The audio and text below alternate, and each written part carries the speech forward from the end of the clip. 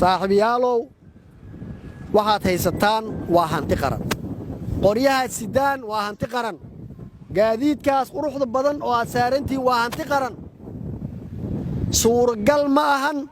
dayacaadeeda iyo in hal habeen ishaad isku qabatay ama adigoo mas'uuliyad haaya mas'uuliyaddaada dayacday darteeda ay khawaarij intay qaadato shacabkaas muslimiinta dib ugu soo celiso inay ku dhibaatayso suuragal ma ahan gobonnimadeennu waa haaf mas-uuliyaddeennu waa haaf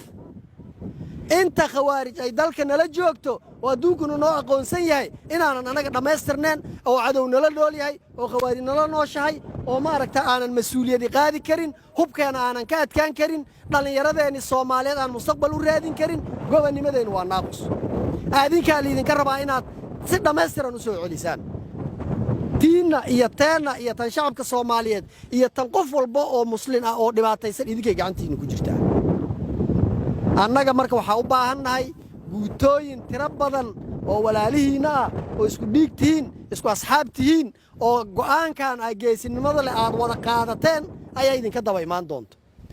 laakiin waxaa liidinka rabaa marka la idinka daba imaanaayo ka horba inaan liidinku soo gaarin khawaarijaa liidinka rabaa khawaarij waa midda masaajidada qarxinaysa waa midda dadka sujuudsan maaragta salaada ku jiro masaajidka ku dilaysa waa midda qof walba oo nadiifa oo muslina oo ilaahay subxaanahu wa tacaala cabsidiisa u bareeray oo maaragta yiri diin waxaan waa khaldan yihiin maalin walba laamiyada ku toogata iyagoo been ka sheegaya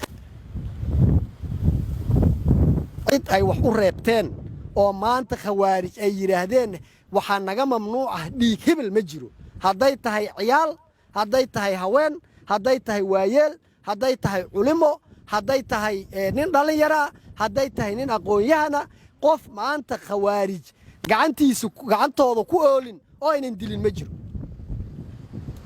hanti ka badbaadayna ma jirto haddii masaajidada la geliyeyna way burburiyeen haddii hoteele la geliyeyna way burburiyeen haddii guryi shacab dhistayna way burburiyeen haddii wax walba oo hanti ah oo qof soomaaliyeed lahaan kara hadday gaadiid tahay hadday bajaaj tahay wax walba way burburiyeen qaraxyay ku burburiyeen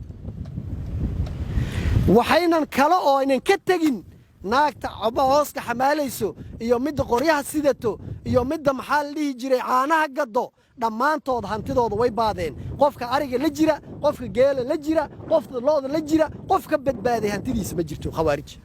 dhammaantooda waa ka wada qaateen iyagoo ku sheegaya canshuur beenaad iyagoo ku sheegaya zakawaad beenaad zaka sanadkii 4 jeer 5 jeer la qaado khawaarijaa taqaan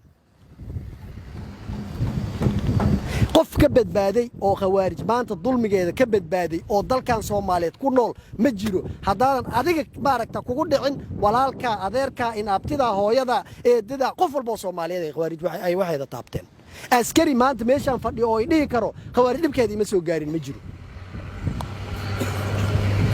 walaalayaal waxa idin ka rabaa nimankan la dirareen waa noocaas hurda idin ka mamnuuca waa la nagaadaa idin ka mamnuuca ولا نبات ماركتا سدانا وحنا جيهنا إذن كم ممنوعة ظروف بان ماركتا نقبستا إذن كم ممنوعة نمان كاسي أنت أيقو سمينا يان أو حمانا بدل كودين وجمدين ننكي إلهي كسو علينا صومالي دي سو ماركتا مركا لنا ضيفيو لغو سو دحدرا أنت إلهي كسو علينين أو وضدا اسكو جرتنا إلهي بان إذن كو داريه هاوغن حنا مارتا أو لدو الاستاغا qofka ugu yar iyo qofka ugu weyn oo Soomaaliyeed oo mas'uulka ugu weyn oo mas'uulka ugu yar khawaarij qof naxariis u hayso oo Ilaahay abuurtay man lama arko diiniyana looguma haayo dhaqanna looguma haayo Soomaalinimana looguma haayo nimankaas waa nimanka ajaanib ka wada keenay dhammaan Afrika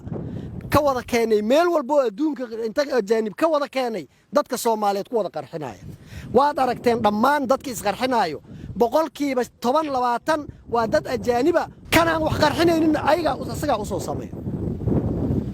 waxa soo naxariis daraa dadku soo dhiibay waa dadka ajaanibta ilmaas marasle dadka qaldaayo waa ajaanibta ay soo aruuriyeen walaalayaal waxa la idin ka rabaa oo maaragta u soo dhaarateen oo u soo tababarateen oo maalmo badan dhidid idin kaga soo daatay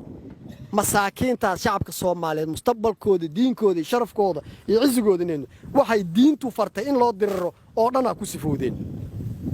inaad nimankaas kula dirirtaan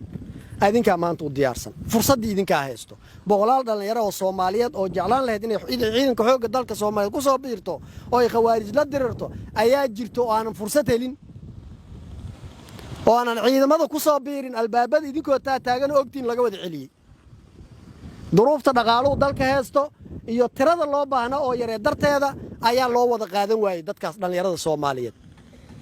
maanta fursadii idinka helay halkiin qofood waa inuu ku qofood u dhigmo waxaan aaminsanahay maalinkiisa inta nooloo naftu nagu wada sinto haddaan isu nimaadno annaga aanan wada dhimanin oo wada shahiidin haddaan isu nimaadno xaaladaas ka fiican inaan isugu imaan doono adduunyada bal sida isku bedelaysa fiiri shalay waxaa laga yaabaa inaad shacab ahayd oo xaafadahaaga joogtay reerahaaga la joogtay ayaa laga yaabaa maalmo kadib waa timid askar la qaadanaya ka soo qayb gashay maalmo kadib waxaa laga yaabaa in tababar lagu qaaday oo dhar lagu geliyay oo xogo BT inta xamar lagu bilaabay tababar lagu diray maanta oo bila kadib ahna askari dhameystiran oo ciidanka xoogga dalka Soomaaliyeed ka tirsan qarankiisa difaacaya calankiisa garabka u suran qorigiisa sitaata beritina sarkaalkii dad ciidankan hor istaagi lahaa madaxdii qaranka ayaad ka mid tahay laakiin dal oo waxaas aad u noqoto inaad diyaarsatid waa dal xurmadiisa ku noolaato gobonimadiisa dhameystirto adiga ka sugaa ayaad joogtaa waa inaad dhameystiratiin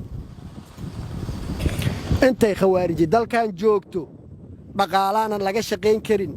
caafimaadaan laga shaqeyn karin horumar waxbarashaan laga shaqeyn karin baaragta wax walba oo wanaaga oo dalkan yaala beeraan la falan karin waxaa idinka rabaa shaqadaas idinka iskale inaad naga dhameystirtaan waxaan inta maanta iyadoo oo baaragta laga yaabo inay howlo kala duwan noo wada yaalaan annaga oo dhan oo waqtigii oo bixi lahaydeen dhow yahay oon isa sagootinayno idinkugu soo maray kalamadayda anigoo idinkoonan maqlin inay iga tagtaanaan aan ka xishoodo isbitaalka Samadeeq u doono adeeg hufan iyo dhaqaatiir takhasus leh daweynta xanuunkaaga